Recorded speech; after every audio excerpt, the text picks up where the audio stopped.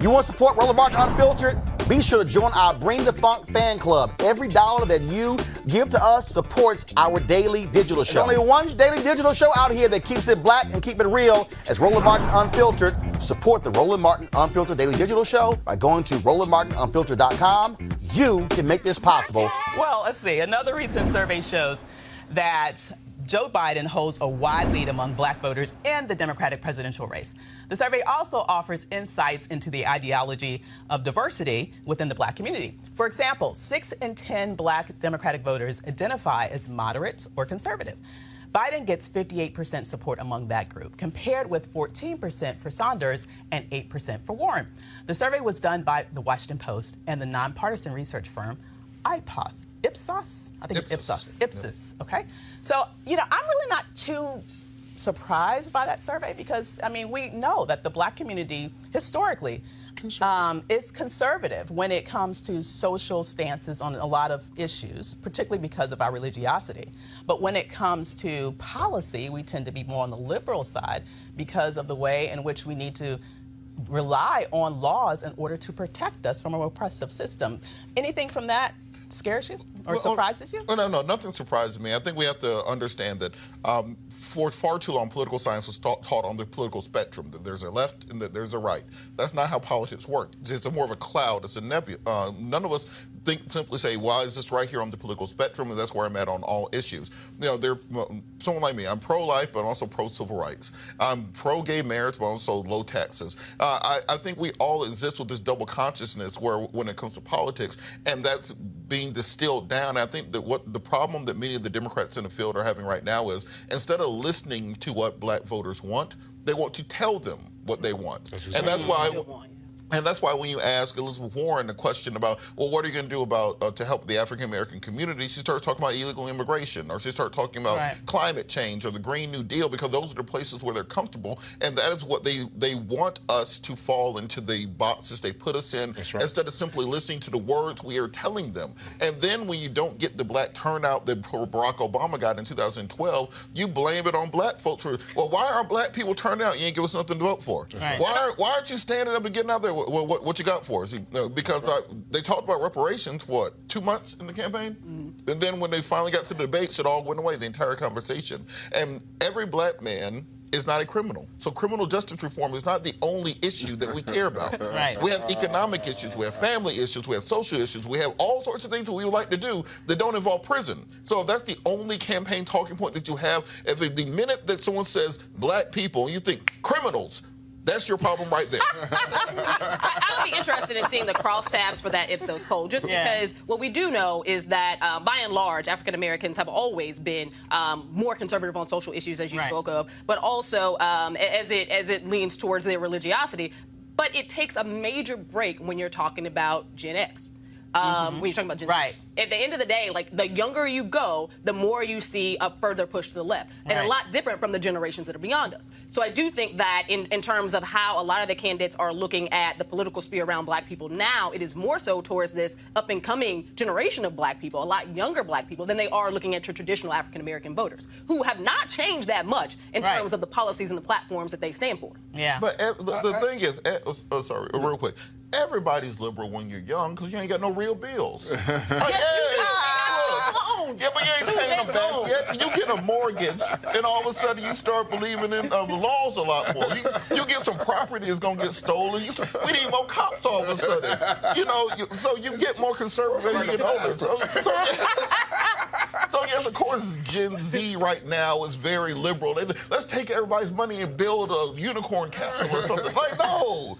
But when it's your money, they take it. Like, hold on real quick. What are we spending $50 trillion on what? So I think what we have to understand is black folks aren't just socially conservative, as they say. We're also economically conservative on a lot of issues. The next time when your cousin come home asking for money, see if your granddad don't sound like he in the Tea Party. And that's what happens. Because we are also economically conservative. And I think the Democrats have for far too long depended on the fact that Republicans like to be racist to kind of float their policies. But I don't think the Ipsos poll shows or that Democrats will go jump ship and go vote for Republicans we'll stay at all. home. The two options are stay home It is or not. vote. Because at the end of the day, again, this is where Democrats have always been, by and large, and still vote Democrat. I think that what we have right now is a party that has become so fragmented when it comes to the far left versus the moderates, and we're seeing that bubble up that, again, there's a reason why there are double-digit leads for Joe Biden, and it's because people feel comfortable in that moderate, more conservative lane when it comes to healthcare, when it comes to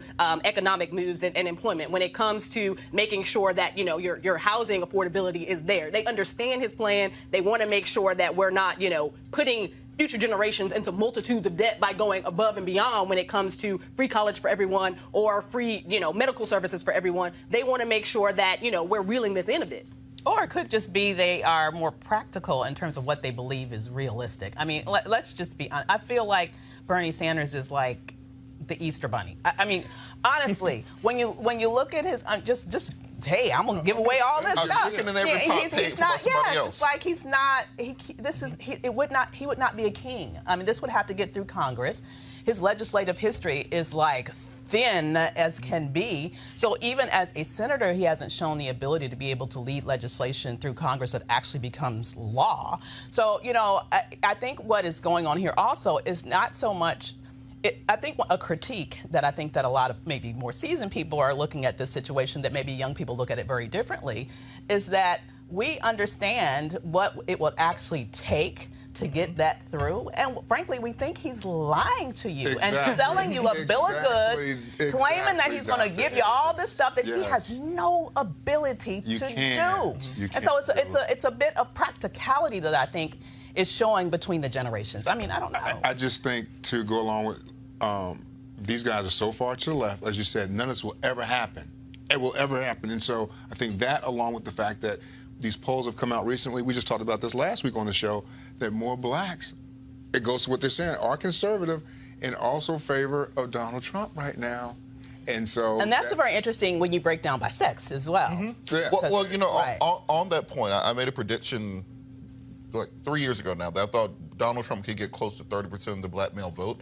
I've seen nothing to knock that off right now. Exactly. What you don't see from Democratic candidates is any agenda for black men going forward. Right. The only person who had one was Cory Booker, and he dropped out today. And I think the issue also with the Bernie Sanders and the Elizabeth Warrens of the world is black folks live through government giving us stuff.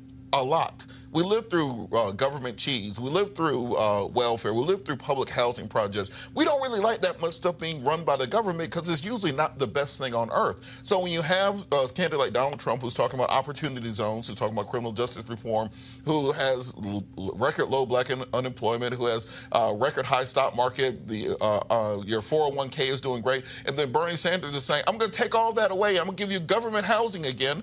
We're like, well, you mean Watts? Like, what do you mean government housing? I think it's resonating. I just think there's a lot going on right now, and the Dems are so far to the left with some of these policies. And so, and they offer false hope and just unrealistic outcomes.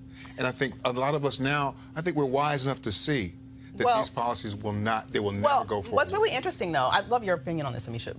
If you look at, for example, if you compare Bernie Sanders versus Elizabeth Warren, for example, she did pull back a little bit, for example, on her Medicare for All as originally espoused. She got a lot of heat about how are you going to pay for it, which Bernie's just like, well, fuck it. I'm so sorry.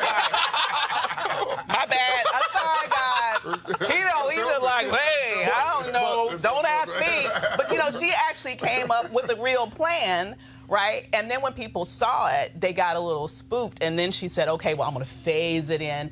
And since that has happened, her support has dropped. So, what do you think is the dynamic there around when you are actually asking people to be very transparent about how you would do the things? How can Bernie have Medicare for all, get rid of student loans? What is the other thing he wants? It's like another big thing. It's so many big things, like a Green New Deal. Everything. It's like, I know that we're spending trillions of dollars on, defense that is absolutely freaking ridiculous. But what really, to tell you the truth, be perfectly honest, and I'll shut up and let you speak. The thing that really pissed me off about Bernie was in the last cycle. When he was asked about reparations, his immediate answer was, oh, it's unrealistic. I'm like, nothing Nothing you're saying is realistic. If that's your standard, you might as well be for reparations. So ever since then, I've just kind of canceled Bernie. But let me just ask you, what do you think is the dynamic there between then the Bernies of the world and the Elizabeth Warrens of the world, specifically with the millennials and Generation X's? So Bernie and Elizabeth Warren actually have a very similar lane. Up until recently, when they kind of tried to carve out a space that made them look slightly different. They stand together when it comes to Medicare for all. I will say that Bernie definitely had a smarter answer to how it would be paid for than Elizabeth Warren originally did, and that's why she got a lot of the pushback that she did. So how did he say it was going to be paid for? Democrats. He admitted that the money was going to come off the backs of a lot of the middle class as well. She refused to make that announcement. Right. Like, it's not just going to come from the top 1% or this wealth tax. Right. Some of that is going to trickle down to the middle class as well, and she has to be honest about that. When she decided to finally release how she was going to phase it in, once again, she got pressed on it. You can't do this your first day in office. Right. Because that was also something that she had initially projected out. When it got to he just said that he's going to do it the first day in office on day one. He's going to. I'm like, really? Yeah. When we talk about he this just realism, said that. then there has to be that understanding that big pieces like that aren't done on day one. Right. Well, and we know what the makeup of the Senate is. We know that congressionally this is going to be a very hard process. We know that this is going to be a very costly process, a total overhaul of the system.